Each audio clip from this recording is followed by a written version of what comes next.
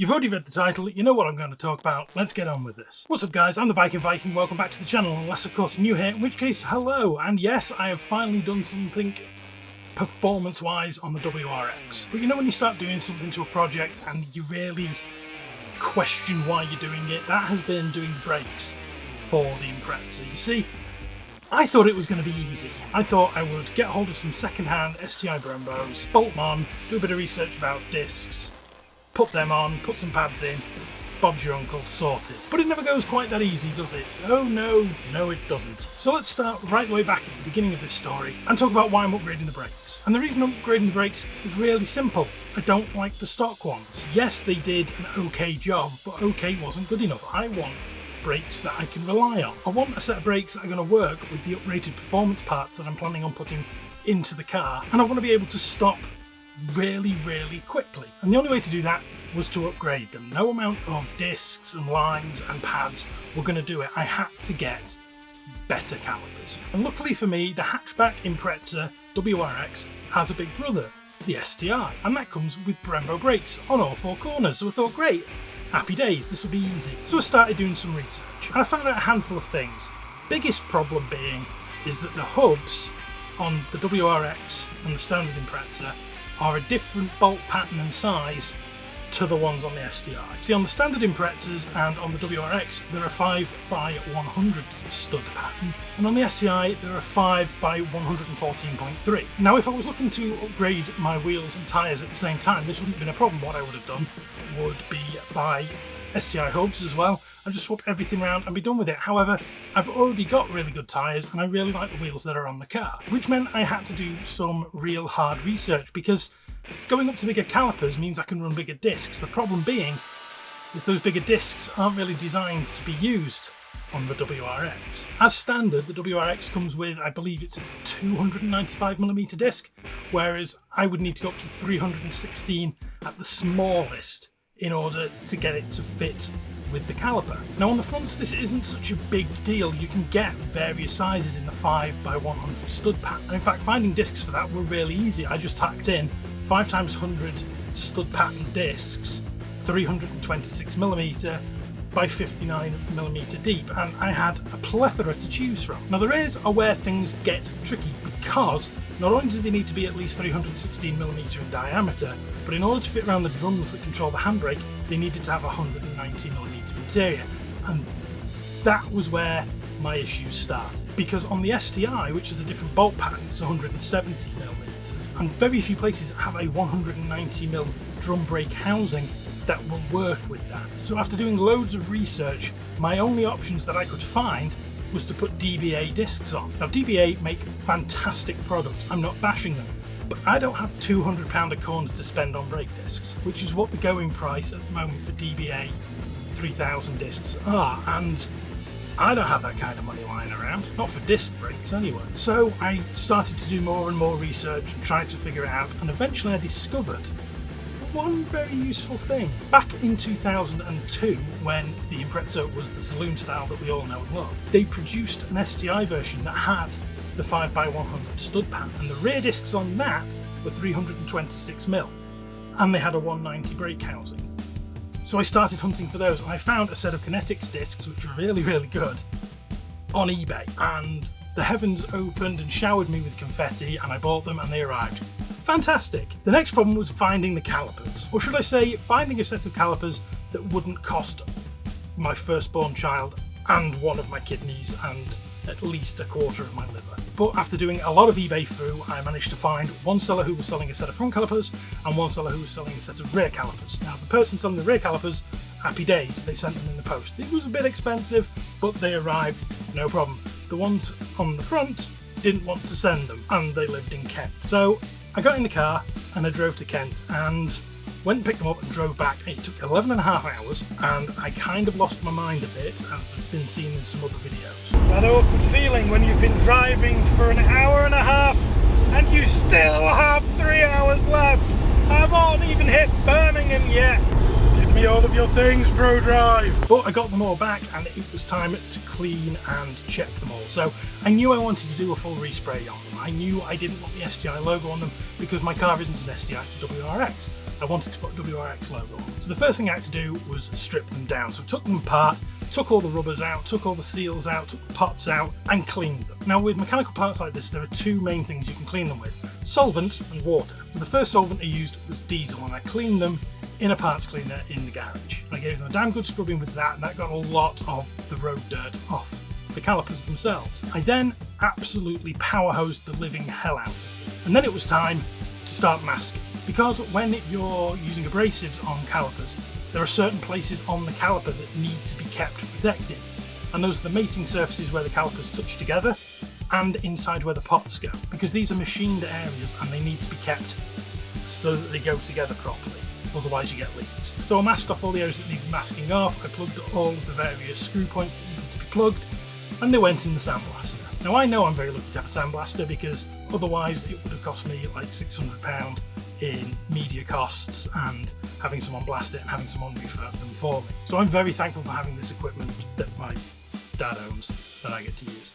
So after I'd sandblasted and cleaned all of the various areas out on them, it was time for paint. See, brakes, when you brake, get really hot, like you're talking several hundred degrees Celsius hot. And normal paint will just peel off at those sort of temperatures. So you have to either use specialist paints or specialist top coats to handle that kind of heat. So I warmed the garage up using a great big propane fire and started painting. So on the raw metal I did a couple of layers of etch primer, then sanded that back so that there were no runs. Then I did a couple of layers of standard primer and sanded that back so there were no runs. Then I did base coat of Audi Phantom Black to give it that rainbow metallic black sparkle. And then it was time to go to the vinyl cutter to cut out the logos. So I cut out the WRX logos, placed them on the calipers, and I did the logos in spark silver to match the exterior of the car, because I am a fashionista, as we all know.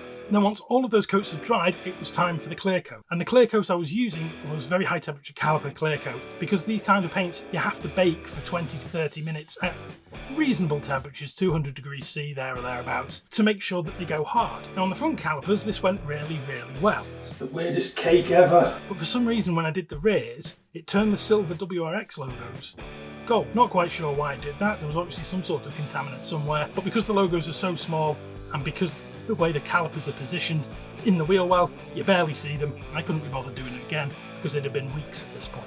So once the calipers had been baked, it was time to put all the hardware back on and put the new seals and the new dust covers on and put the pots back in. And then once I'd done that, I thought, great, I'll match these up, bolt them back together and put them on the car. Happy days. It wasn't happy days. It's never happy days. Something always goes wrong, and you've got to be prepared for that. You've got to be aware that things are going to go wrong when you're doing this kind of work. It's why I didn't start putting all this stuff together until I had plenty of time and decent weather to do it, because I don't want to sit in the rain working on my car. So I took the calipers and everything off at the front of the car, took the discs off, put the new discs on, put the new caliper on, put the new brake pads in, went to put the wheel on, and the wheel wouldn't fit over the caliper. That's right, all my measurements and all my research I had done, obviously I'd miscalculated somewhere, and the wheels just wouldn't fit over the caliper. They hit it and scratched it and damaged it, and I had to repaint parts of it. Which meant that I had two options. I could either get new wheels, or I could get spacers. And that was a bit of a worry for me, because when I first started playing with cars, spacers were not very well made. They were kind of rubbish and crumbly and a bit dangerous. Luckily, things have moved on, and I got a set of really nice, really solid spacers from Brembo that meant I could fit the wheels over the calipers, which was a win. Happy days. Damn it. So that was the first problem, and that made me nervous because the front of the car was supposed to be the easy part. It's the rear of the car where you start to have problems. So I jacked the rear of the car up, took everything off the back end like I had done with the front, and then I was faced with problem number one, and that problem was rust. I found so much rust doing this work on the rear arches. I knew there was a patch on my sills that I would need to get welded, but it's bad. It's really bad. I'm never gonna financially recover from this. So much so that in the next couple of days from me filming this, the car is actually going into a garage to have a lot of welding work done because my welding skills are very poor. But undeterred by that, I decided to get the first side done. I decided to do the passenger side first, which was clever for me. Got it all bolted up, got everything on, and everything fit beautifully. So I had a proud and happy moment that my calculations for this new rear disc had worked and something was finally going my way, and then I went round to the driver's side to do that side and the brake pipe sheared. And it was at that moment I realised I was actually quite lucky that I'd done this brake works when I had, because that pipe was on its way out and could have theoretically died and split and sprayed fluid everywhere while I was out driving somewhere. But now I had a problem. You see, the end of the pipe had sheared off, which meant I had nothing to attach my brake hose to. Fortunately, brake lines aren't actually that difficult to build if you're doing the hard lines. All you need is some 3/16 inch copper tubing and a flaring kit and the right connectors. So I made a new brake line, and in doing so I learnt a bit about the inside of the car and some possible trick things that I might be doing in the near future because of the way that the braking system is designed at certain points where certain connectors attach to one another. It has started the cogs turning a little bit. But that's for a future video. So I put the new line in, put the new rear discs on, put the new rear brake on, bled the system and took it for a test drive.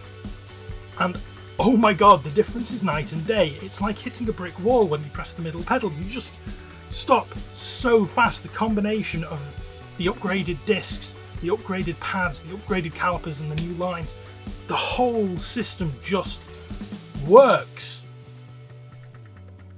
Apart from the leaks. See, the front passenger side caliper started to leak, so I had to take it apart. As it turned out, the seal in one of the pots had stretched or had been damaged from the manufacturer and I hadn't noticed when I put it in. So I put a new seal in and it's, touch wood, all been okay since. The other problem is the rear brake bias is a bit weird in the Imprezas and it's not taking off as much of the pad during bedding in process as I'd like, and as such it's kind of sticking the pads to the disc and causing them to grind, which is annoying in quiet areas. As soon as you set off, it releases and it's fine. But that's something that I'm going to have a look at before the car goes to the welders, because they're also doing my MOT at the same time. So with all that done, I thought I'd have a celebratory ice lolly, sit down and relax, maybe go for a drive. And that lasted all of about 20 minutes when I decided to do an oil change on it, because I figured I've done 5,000 miles since I bought the car. The guy I bought it from said he'd just done an oil change on it when I bought it, but looking at the oil that came out, I don't believe that. I think he probably ran about 2,000 miles through it before then. So for my own peace of mind, my own sanity, I decided it'd be a good idea to change the oil. The subframe looks in good nick. Beams are good. Front panel's got a bit of surface rust, but not much. Now in theory, an oil change should be one of the easiest jobs you can do on a car. Basically, you need to get all the oil that usually goes in there out of the bottom, then you need to change your filter. A lot of people say you need to do it warm, and I'm one of them. Oil catch pan, onto the car, let's have a look-see. Okay, so I was right, it was a 17mm, but you want it going counterclockwise? Bugger me!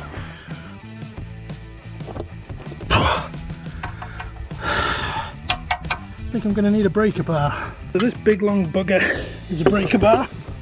This is for when your vehicles decide to play silly buggers. Try not to hit yourself in the face with it. I'm going to need 2 amps. So the breaker bar broke it loose now. Lots of vehicle channels will tell you to wear gloves. Bitch, don't tell me what to do! I won't, because I'm not your mum.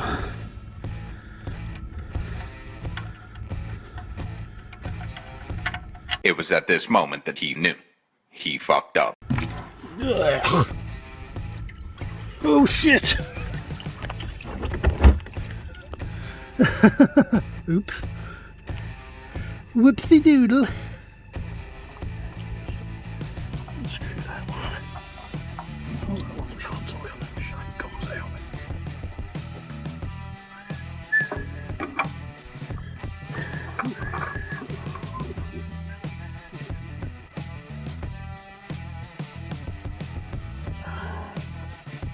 Oh, yeah, let's put the new filter on. Ah.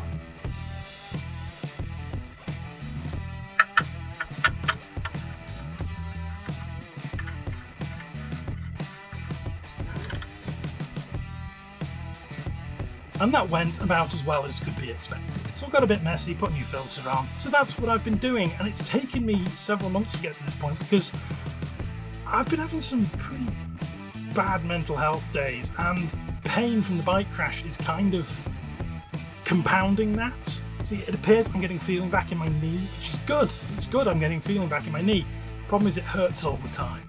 It's quite painful right now. And rolling underneath the car isn't doing it any favours. And I think my hand's just about as healed as it's going to be. And the dexterity in it isn't as good as I'd like. So I'm trying to rework the muscles and get my grip strength back. But it's very painful. So that's the reason I haven't made many videos. I haven't really had the headspace to do it, but hopefully with me making this one and the car going in a positive direction, it means I can now start working on getting Project Outlaw back on the road, because that's going to be great fun, isn't it? But if you've liked this video, please leave me a like, lets me know I'm on the right track. And if you have a suggestion on how I can stop my rear discs and pads sticking together, other than the use of things like WD-40, which would just be stupid, then please leave a comment down below, and it means I get to try that out. Hopefully the next video is going to be on me getting the starter clutch out of Project Outlaw, because that's my next job to do, because I'd quite like to get that back on the road as soon as possible, because I'm probably going to be without the car for a couple of weeks while it's in for its remedial work. So for now, I'm going to love you and leave you. I've been the Viking. As always, you have been awesome. Be cool to one another, and I'll see you next time. What don't they